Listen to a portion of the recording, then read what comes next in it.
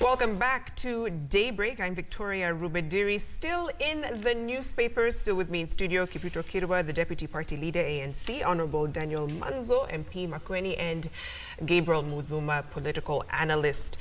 A story here on page 5 of the Standard. Senators to quiz Kuti on foreign health firm. The Senate will summon the Isiolo governor to explain why a foreign-owned company is managing healthcare in his county.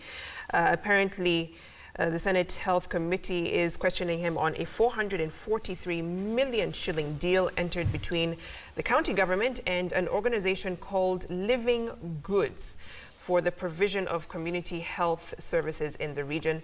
That same company will also be taking charge of 3 sub-county hospitals for a period of 4 years. A lot of concern raised from some of the senators who will be grilling him. One saying it is strange that a county can hand over almost its entire budget of a crucial docket such as health to a private entity whose directors are foreigners. We need to know the role of the county leaders in all of this. Let me begin with you, Honorable Kirwa. Well, I do not know the details, but suffice to say the following, that we do hope that counties realize they are not totally autonomous entities. They still have to deal with the national government, and therefore, just like any other tradition elsewhere in the world, even a county in America does not necessarily have to deal with foreign entities without the concurrence of the government. So I do hope that Dr. Kuti, somebody I know very well, should have taken a lot of cognizance of that particular fact. Number 2, let's leave the Senate to deal with the issue, but I do hope that at the end of the day, the truth shall come out, because at times some issues are raised for political reasons, and Dr. Kuti may have his own part of the story to tell. If it is about the efficiency, there are many other organizations within the country which could provide the same efficient services, probably at a lower cost. You see, there is this mistaken notion that when you are dealing with anything foreign, you are dealing with something that is out of this world. The most important thing is that there are many Kenyans who are diligent, who are also equipped with the necessary knowledge, skills, and capacity to do the things a foreign company would do at almost half the cost. What do you think is more of a problem, Honorable Manzo? Is it the fact that it's a private company or that it's a private foreign company? Like Honorable Kirwa said, a local company could do the same at a lower cost. Yes, first and foremost, health is very, very important in a country and in a county. And before the governor could arrive on such a conclusion, must have dealt with his county assembly and the local leadership there. I'm sure he has good reasons why he did it. And so long as there's no corruption or one is not taking advantage of the people, and people are getting very good health care. Remember that region has serious health challenges, especially when it comes to babies. So if we got some specialists, just the way we did with many other doctors we brought here from Cuba. If we have Cuba doctors here, what's wrong with having any other doctor in the country, so long as there's no corruption and so long as the law has not been broken? So I believe Senate will deal with it openly. It's that, again, it is not political. You know, Kuti is also an independent governor, and he's been in politics for quite some time, and that particular region is very hot politics. I remember the former governor had a very rough time throughout. And we must make sure devolution works. But the health issue is very sensitive, and you want your people to be served well. You know, if you save money, and all money is not going to another country. And if, for example, he has partnered with people also who are assisting him on that particular matter, I believe we'll be able to convince the Senate. And we have to be objective and open-minded as Kenyans. So long as we are building Kenya and we are not breaking any law, I think it should be allowed. And this headline here, right next to it, hospitals in poor shape, says Senator. This is the senator from Nyeri. complaining about some of the staff shortages, lack of drugs in some of the hospitals in Nyeri County. So very different pictures. Exactly. Here's one county taking initiative and another one complaining about circumstances within it. But Victoria, the reason why I'm following this thing with a lot of kin, I mean, I've just been wondering, like you, Mheshimiwa, how, I mean, how does it look when a governor, you know, Dr. Kuti, who I respect a lot, outsources the entire health infrastructure? I mean, what was the reasoning behind? And I think that's what many people would want to hear, myself included, because really it would set pace. If it was a clean deal, there's no corruption involved, even though I am sure other counties will come in and, you know, looking at it as a good thing, probably ask themselves, how much money would we make out of this deal? So I'm just hoping it is a clean, clear-cut deal where corruption does not suffice, because really it does not make sense to me. You outsource, you took everything. I mean, you've been crying about this health being in the hands of the national government, but when it's given to you, you outsource the very same thing. Were you looking for quality healthcare, you know, and not to actually being very mindful that health is part of President Uhuru Big Four agenda. Yeah. So were you looking to actually make a clear mileage for your people by bringing this company in? Are they doing a better job than what this other headline is talking about? So, I mean, this is one area, or this is one topic I'm really looking forward to see why he went that direction. Okay, and whether other counties will take the same approach. And you know, if it's something that is working and it is providing quality healthcare, I mean, we started by bringing in the Cuban doctors. Yeah. You know, so there just tells you, you know, why are we doing it? It's because of the quality of the healthcare system, for them to just come and infuse ideas and bring more knowledge to our people, which is very good, and also train our doctors as well. If that is the paradigm shift that we are heading, then, by the way, in all matter, shapes and sizes, we would support something like that. But still, outsourcing everything, Victoria, that's what it is. Mheshimiwa, there we have to wait. Oh yes, oh yes, oh yes. Arising, oh yes. no, and rightfully so. Shifting gears to education matters, page 10 of the Standard, also page 11 of the Nation. Publishers speak out on book errors. Book publishers have defended themselves against accusations that they have done a shoddy job on textbooks for public schools. The Kenya Publishers Association, or KPA, said the errors should not be blamed on publishers alone, but all the players involved in the process. A lot of questions coming on the content. There was one doing the rounds on social media showing the function of a head is to carry loads, and people wondering, what exactly are we telling our children? What is the education philosophy here in Kenya when we begin, or even glorifying members of parliament, no disrespect, as role models, coming to your school with a chopper and the wife with gold rings, waving at the children. They're so excited. And people are wondering, what exactly are the children being taught? I heard the KICD CEO, Dr. Juan, yesterday saying that, oh, no, these books were actually published in the US, Egypt, or Ghana. It's not us. So what do you make of this? They're defending themselves, but still, this has come into the hands of Kenyan children. Well, in terms of publishing a book, there are two issues. There is the content itself, which must have gone through the normal curriculum from the formative stage all the way to the approval by the relevant ministry in terms of the content and the mode of delivery. But when it comes to errors, like the one I saw yesterday on the screen, where you know, the arrow is pointing on the wrong part of the body and on the neck and saying this is the head, that is entirely up to the publisher and whoever assisted him to publish the book. You cannot blame that on the Ministry of Education. But once I've said that, I think there is a bit of laxity and a bit of rush. And with a lot of respect to the former CS Education, who is also a trained teacher, just like myself, there is a lot of wanting to fix everything today. And yet, in terms of education curriculum, it is supposed to go through various stages, including piloting. And when you are piloting, you cannot say you are fully implementing. You are piloting because you are dealing with lives of individuals. And if you realize the program or the curriculum is not meeting the targets of issues of certification which is supposed to be uniform across the country, then you are supposed to take remedial measures with minimal damage. What am I trying to say? I'm saying it is important that whatever we do, especially when it comes to education curriculum, we are inbuilding into the children some certain values that if we do not get it right at the beginning, we are going to regret many years to come. We'll have destroyed a generation. So my take is, let us be careful in what we do. But publishers cannot run away from obvious errors of printing. That is their purview, and it is squarely on them. It's extremely worrying because there's a new curriculum set to be rolled out very soon, Honorable Manzo, and parents, teachers wondering, will it be ready in time? There was a concern raised that the Standard 4 pupils will not have their material ready in good time due to delays from the content creators.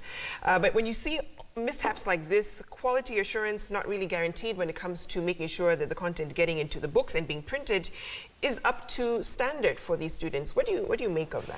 First of all, I want to admit that there's been a rush and there's been no proper consultation with the Kenyans and stakeholders as required in the Constitution, including Parliament, before, testing the new curriculum and all that. First of all, a mistake done by a publisher which is misleading to the children, that sort of print must be withdrawn from the market and probably destroyed because it's going to mislead children. And children really believe when they read a book. And once it misleads them and the examination comes and this is what they read and the neck has turned out to be the head, it's not good. it's fraudulent. So I think that material should be withdrawn. But looking at the whole review of curriculum, I want to say even from the 11th Parliament, it was more of pushing it by force other than consulting and Kenyans talking openly.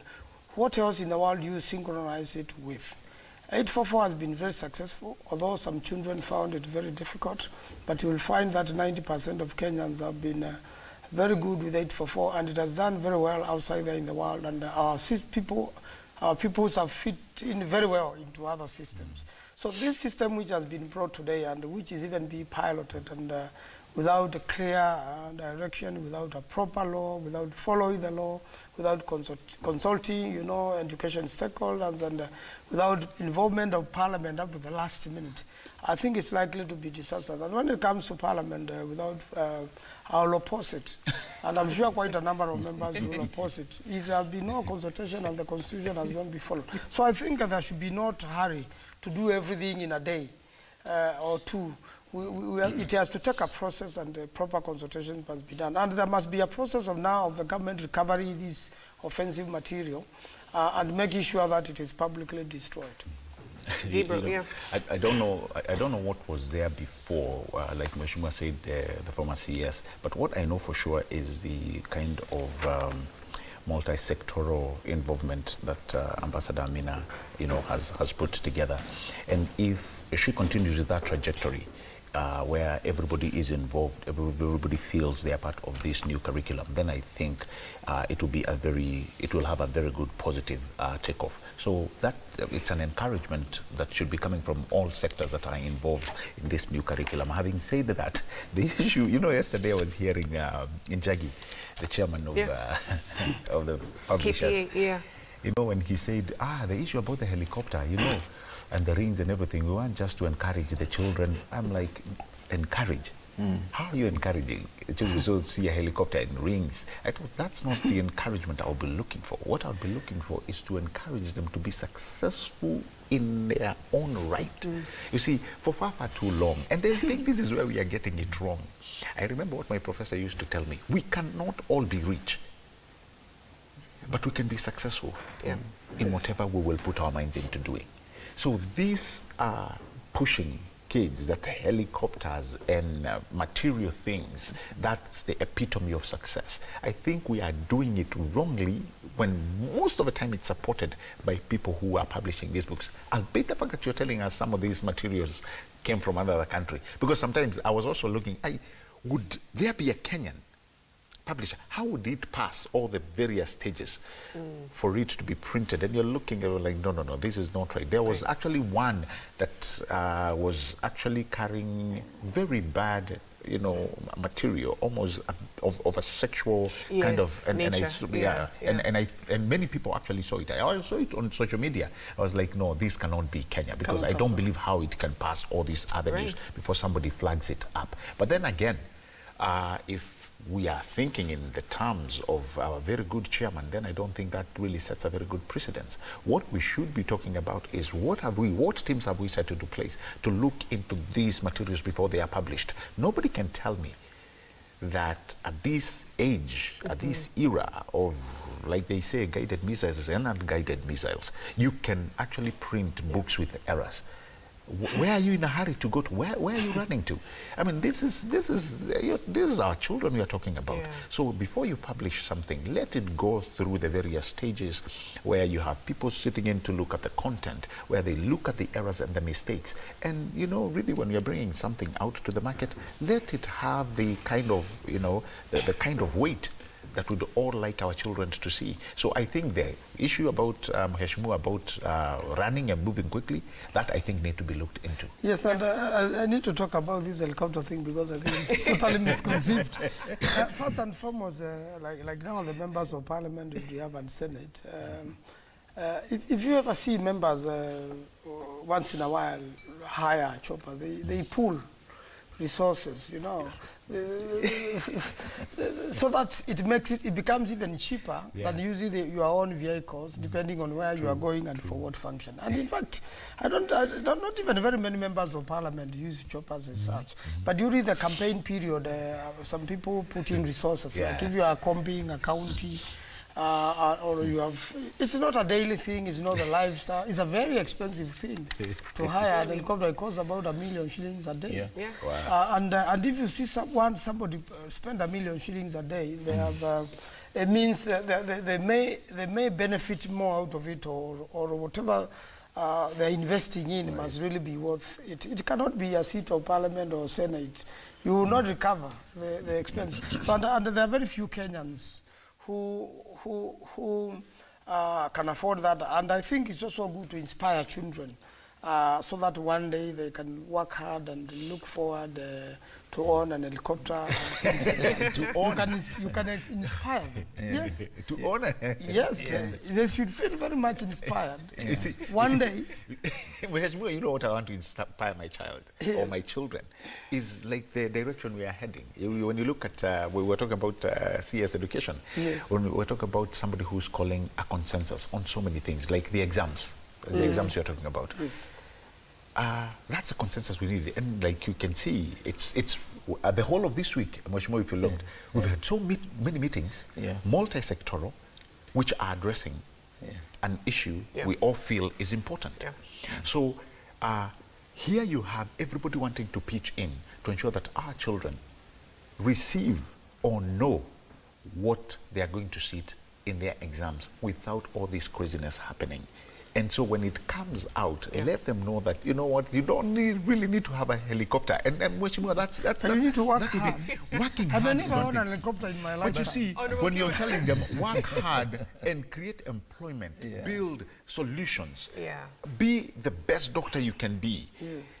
You epitomize success with a helicopter, and you know that don't will give be him just one away. measure of exactly. I agree. It's not a chopper. You know, I have two things to say about that issue. Yeah. One, if a manufacturer of a vehicle or a motor vehicle realizes that there is a problem about the carburetor or even any system in the car, it is their duty to recall all the vehicles that they have already released to the world and make sure that they rectify that particular mistake or appropriately compensate the buyer. Now, when it comes to the publisher trying to make all manner of excuses, it is their responsibility to recall all the books they have published and make amends and bring back to the market. Number two, it goes to the foundation of our society, what Mheshimiwa is saying. Helicopter cannot be an epitome of success, because fundamentally, many of those who ride on these choppers are people that we know, and we have been living with them, and we know whatever they have is not gotten in the right way. Because you cannot permanently be on air almost from January to December As he said, it costs $1 million just to fly, let's say, to Trans Nzoia and back. Now, if you are permanently on air, it means you are talking of 360 million. Nobody earns that kind of money in Kenya. Correct. Per year. So it is a question of the foundation. I just want to remind the audience and also ourselves here that President Nyerere, when he took over the state of Tanzania, he was able to inculcate the values of being a Tanzanian by putting in the program and the curriculum of education, so that at the end of the fourth year or Form 4 or whatever level of education, you know what it means to be a Tanzanian. That is where we need to go as far as Kenyans are concerned. Okay. All right. On that note, wraps up our newspaper review, unless there's anything else. No. Mine is probably, if we don't get this sitting, is to wish. You know, the exams are starting in almost in a week. Yes, to wish, that's right. you know, the proposal. And I think the CS has actually tried her best to prepare it this time. We've seen fewer and fewer cases, not to say that you don't have people who are trying to do all this crazy business. I hear there are people selling fake papers on River Road, and it's good. And it's good to point out, Waheshimiwa, to teachers and parents, because I believe that's where the problem is. Yes, there could be officials at the Kenya National Examination who can be compromised, but you see, Victoria, a child does not just afford 40,000-50,000 shillings to go and buy these fake exam papers. So they are actually pushed by parents and teachers, you know, who are trying to do this monkey business. But I give kudos to, you know, to Ambassador Amina by bringing all these multi-stakeholders and agencies and as an element of cohesion for people to sit down and look at, and you know, and be able to go this through. I mean, to go through this particular process, you know, with a kind of mindset that is like, you know what, we need to make this happen in a good manner. So I wish them all the best. I would just say one thing, Victoria. The main problem in Kenya is that we glorify papers instead of integrity and value, because even many leaders, they have had to acquire in a fraudulent way university degrees just to meet the requirement of the law. True. True. That is where the problem is. I also want to say that, you know, integrity is important, and especially with examinations. There is no need for parents to steal examinations for their children. You are not helping those children. You are not bringing up people to face the future. I want to wish all Kenyans also happy Mashujaa Day, and wish all students who are going to do KCSE and KCP, you know, best of luck.